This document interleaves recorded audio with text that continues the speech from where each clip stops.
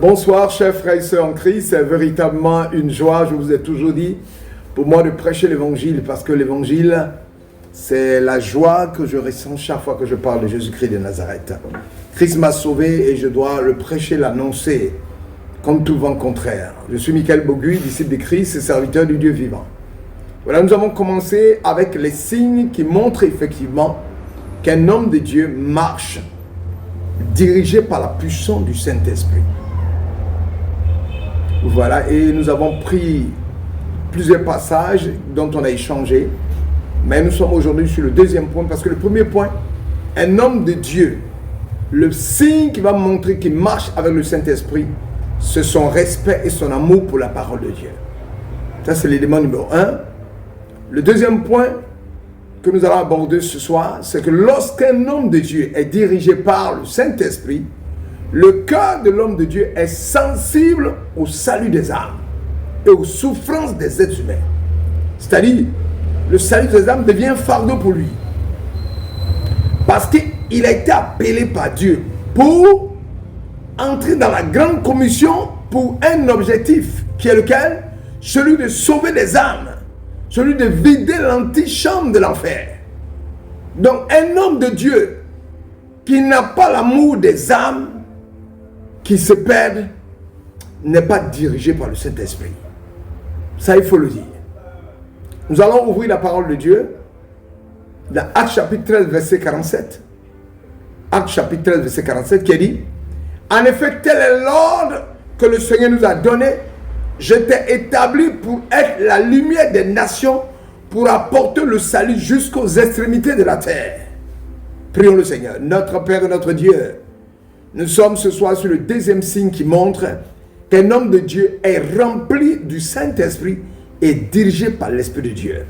Toi qui es le Dieu Tout-Puissant, étends tes mains pour m'inspirer afin que je puisse partager la parole de Dieu avec les frères et les sœurs, mais que moi-même je sois édifié pour la gloire de ton Saint-Nom. Alléluia. Amen. Voilà.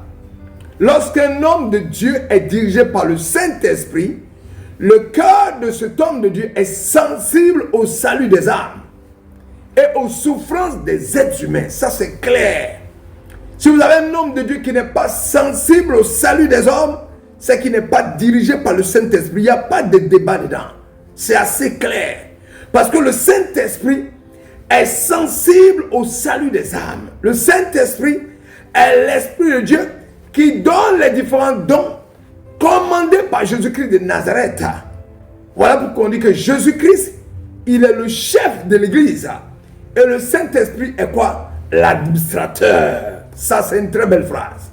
Oui, à l'écoute de cette portion de l'Écriture sainte, Dieu nous montre que c'est lui qui établit les hommes afin de faire son œuvre. Ce n'est pas les hommes qui s'auto-saisissent pour s'établir. C'est Dieu qui les établit. Pourquoi? Pour apporter le salut jusqu'aux extrémités de la terre. Un tel homme de Dieu qui est établi par Dieu est attristé quand il voit que des êtres humains meurent sans connaître le Seigneur. Ça, il faut que je le dise.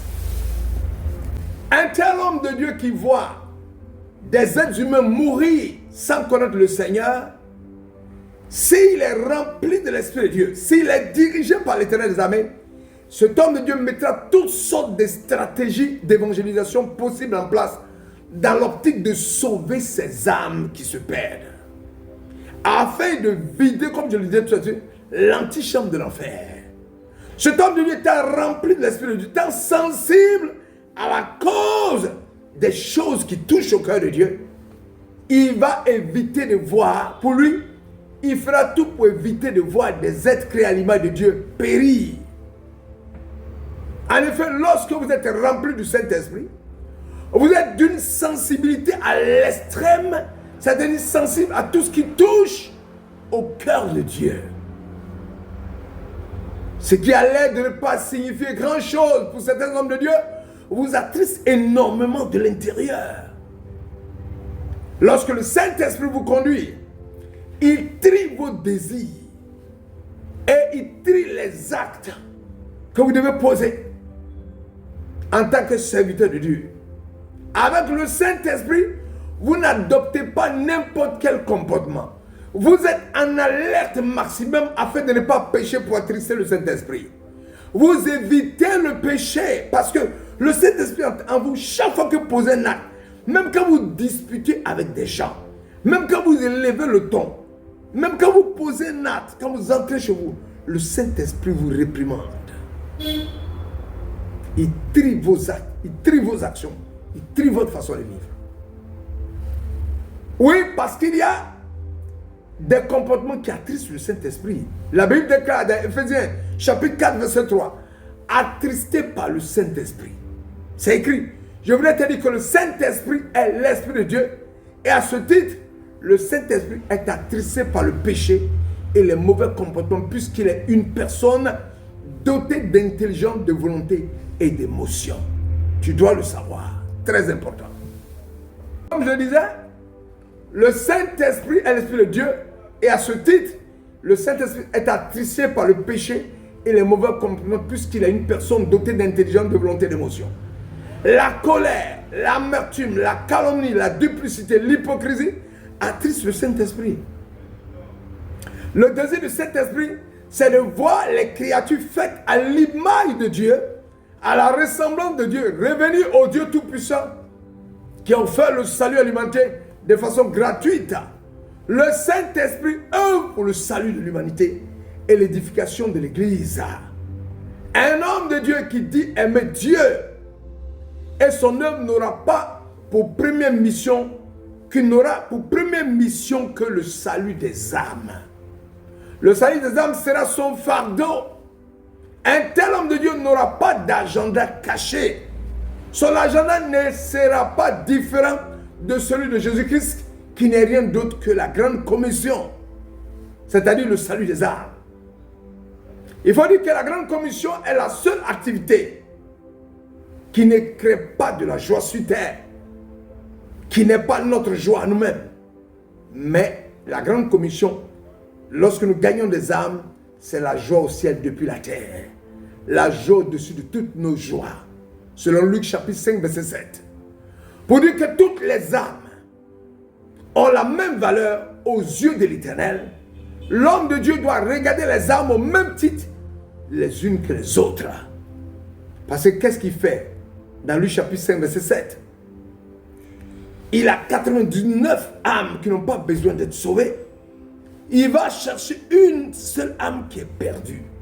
Pour dire qu'il met toutes les âmes au même pied d'égalité.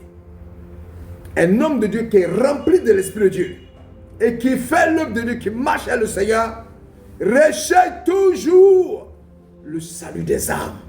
Si vous êtes avec un homme de Dieu qui ne met pas de stratégie en place pour évangéliser, qui ne cherche pas à gagner des territoires à Jésus-Christ de Nazareth, il est là parce qu'il a un agenda caché. C'est son agenda personnel et non l'agenda de Jésus-Christ. Je vous remercie. À très bientôt pour continuer à prêcher l'évangile.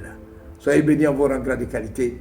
Et nous continuons demain avec le troisième signe qui vous montrera si un homme de Dieu est rempli de l'Esprit de Dieu ou il ne l'est pas. Bonne soirée à vous.